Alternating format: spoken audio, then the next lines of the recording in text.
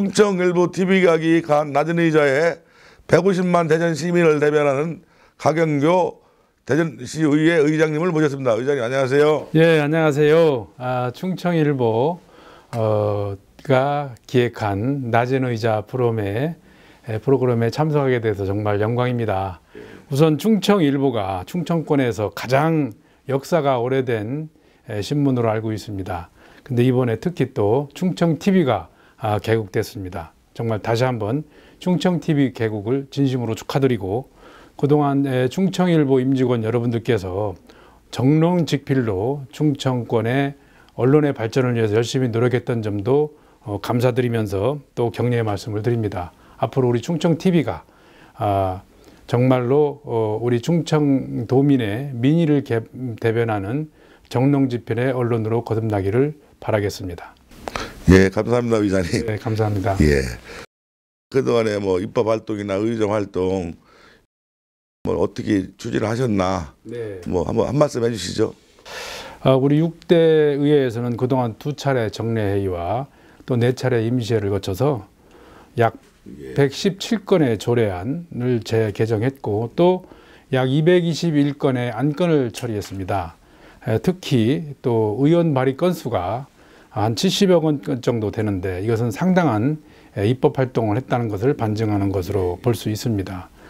또 특히 이제 우리 조례로서는 한부모 가족 지원 조례라든지 성실 납세자 등 우대 지원 조례, 성별 영양 분석 평가 조례, 또 협동조합 육선 지원 조례 등 우리 의원님들이 실질적으로 서민들을 위해서 일할 수 있는 그런 많은 조례들을 했다라는 말씀을 드리고, 또 행정사무감사에서 작년도의 경우로 보면 약 37건의 행정사무감사로 시민 제보와 또 굵직굵직한 지역 혈안들을 아주 실효성 있게 다뤄서 약 370건의 불합리한 점들을 개선하고 또 시정했다는 말씀을 드립니다.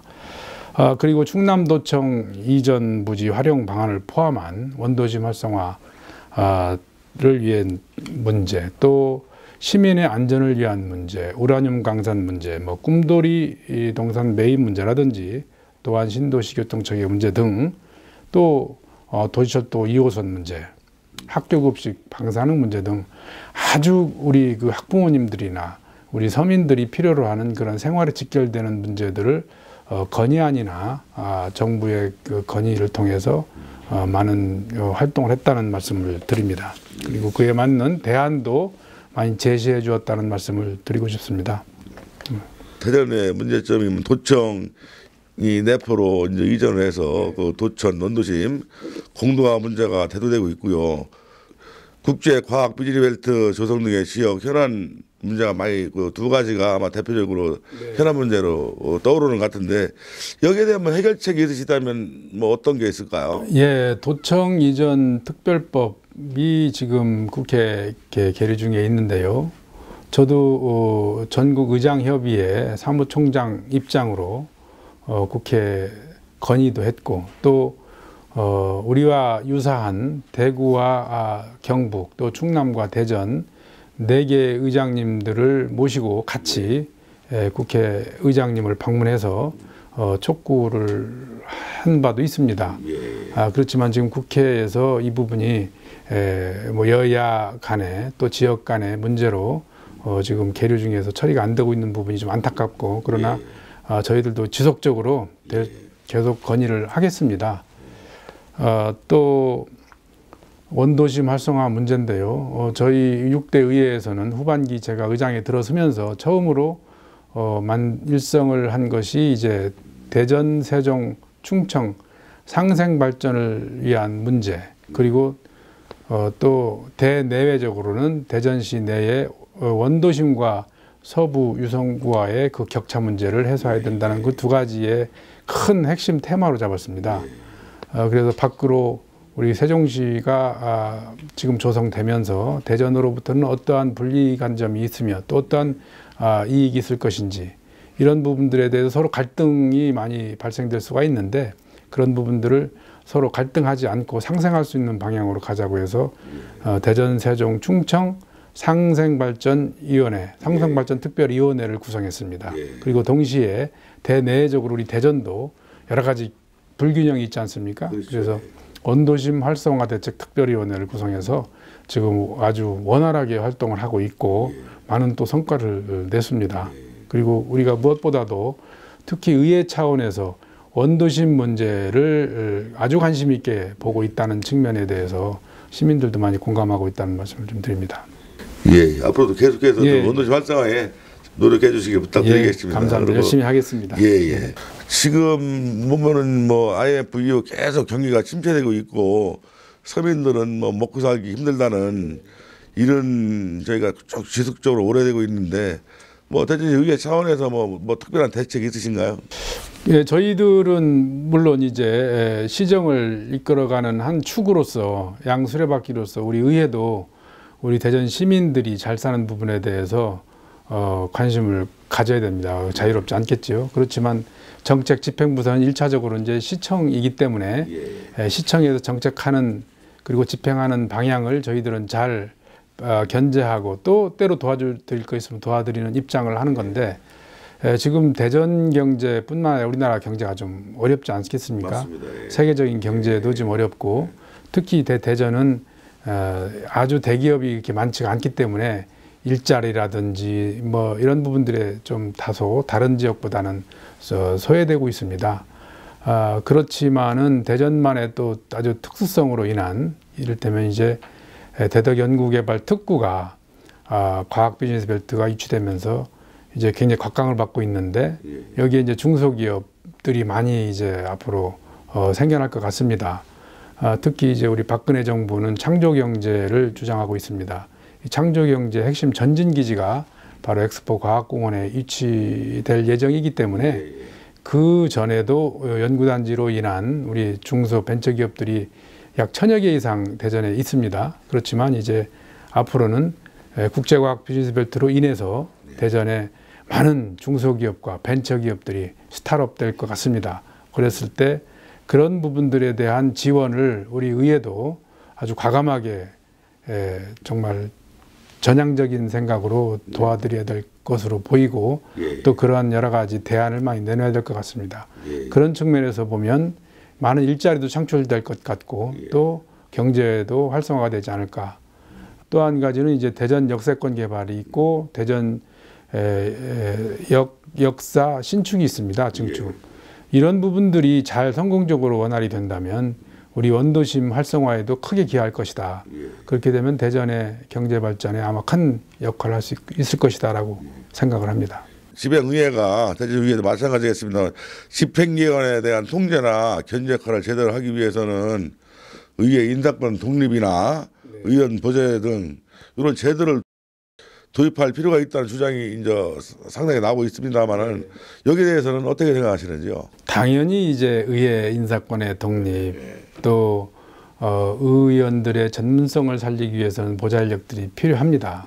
특히 인사권 독립은 지방자치의 아주 핵심적인 키워드입니다. 인사권이 독립되지 않고서 지방자치를 본질적으로 논할 수는 없다. 이런 생각을 합니다. 그건 우리 법적으로도 규정되어 있는 부분인데 이런 그 지방자치가 헌법상 정리가 되지 않았기 때문에 사실상 아직까지는 20년이 된 지금 역사를 거치지만 지방자치가 실질적으로 제대로 잘 되고 있지 않습니다.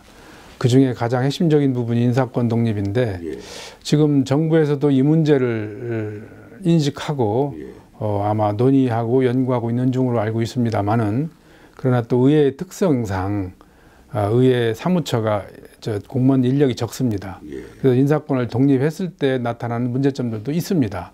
이런 문제 저런 문제들을 고려해서 아마 좀 연구하고 있고 그 방향을 좀 개선 방안을 잡고 있는 걸 알고 있는데 그런 효율적이냐 비효율적이냐를 차치하고라도 인사권의 독립 문제는 지방자치의 핵심 본질이기 때문에 이런 부분 반드시 실현돼야 될 거라고 봅니다.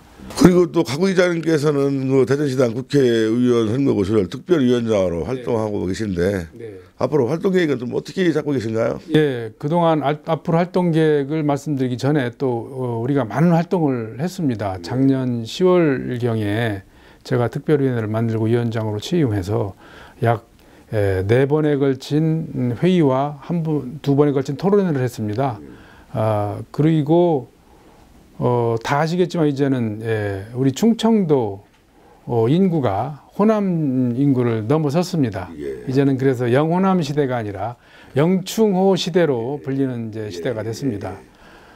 사실 또 충청권의 인구가 호남권보다도 압도적으로 많고 또 우리 대전만 놓고 볼 때라도 우리 대전의 인구는 153만입니다. 광주보다 약 6만이 많고 인근 비슷한 규모인 울산보다는 약 10만 정도가 한 40만 정도가 많습니다.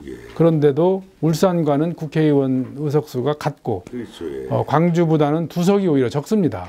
그래서 이러한 문제는 상당히 왜곡돼 있고 대의민주주의의 대등가성 원칙으로 표가 등가성 원칙에 상당히 훼손됐다라고 보기 때문에 이 부분은 반드시 실현해야 될 부분이고 그런 측면에서 그동안 여러 가지 회의와 또 토론회를 거쳐서 우리 중앙당에 건의를 했고 또 우리 시민들에게도 이러한 사실들을 알렸습니다. 앞으로도 계속 이것은 알려나가야 될 사항이고 또 해결해야 될 부분으로 집중적으로 또 노력을 한다는 말씀을 드리겠습니다. 의장으로서 하고 싶은 말씀은 무엇인지 한 말씀 해주시죠. 저는 개인적으로는 우선은 자치단체 장보다는 의원 활동에 더 맞지 않나 이런 생각을 해봅니다. 그래서 우선은 이제 시의원을 2번 했고 의장을 했기 때문에 금년 선거에는 시의원 선거에 나오지를 않을 생각입니다. 2년 후에 있는 총선에서 제가 한번 도전을 해볼 생각이 있는데 앞으로 그런 생각을 가지고 또 계속 대전의 애정을 가지고 열심히 노력을 하겠습니다. 총선에 뭐 국회의원에 출마를 하시는 걸로 알고 있는데 뭐 지역구는 어느 쪽으로 생각하고 계신가요? 글쎄요. 지금은 이제 제가 원래 40년 이상을 살았던 지역은 중구 지역입니다. 중구의 토백이라고 할 수 있고 또 고향이 이제 금산이기 때문에 가능하면 또 유리한 지역이라고 한다면 이제 중구 지역이 될 수 있을 것 같습니다. 왜냐하면 중구 지역엔 금산에 고향을 둔 분들이 상당히 많이 살고 계시기 때문에 또 제가 초등학교, 중학교, 고등학교, 대학교를 사실 중구에서 다 나왔습니다. 그래서 뭐 저희 친척들이나 또 지인들도 중구에 많이 살고 다만 이제 지난 2006년도 5.3일 선거를 계기로 제가 서구 갑 1선거구에 출마를 해서 2번 시의원을 당선됐기 때문에 서구와 서구 갑도 저와 연고가 있는 지역입니다. 그렇지만은 이제 지역은 아직 지금 제가 뭐라 말씀을 드릴 수는 없겠지만 또 우리 유성구에는 어쨌든 인구가 좀 많이 늘어나서 분구될 가능성이 또 있고 그래서 뭐 제가 지금 단정적으로 말씀드리지는 못하겠습니다만은 제 바람이 있다면 중구 지역에서 한번 도전해보고 싶은 생각은 있습니다. 뭐 좋은 일이 있으시길 기대하겠습니다. 감사합니다. 오늘 말씀 감사합니다. 오늘 여기까지 듣는 걸로 하겠습니다. 오늘 그 대전시의회 곽영렬 의장님을 만나겠습니다. 감사합니다. 감사합니다.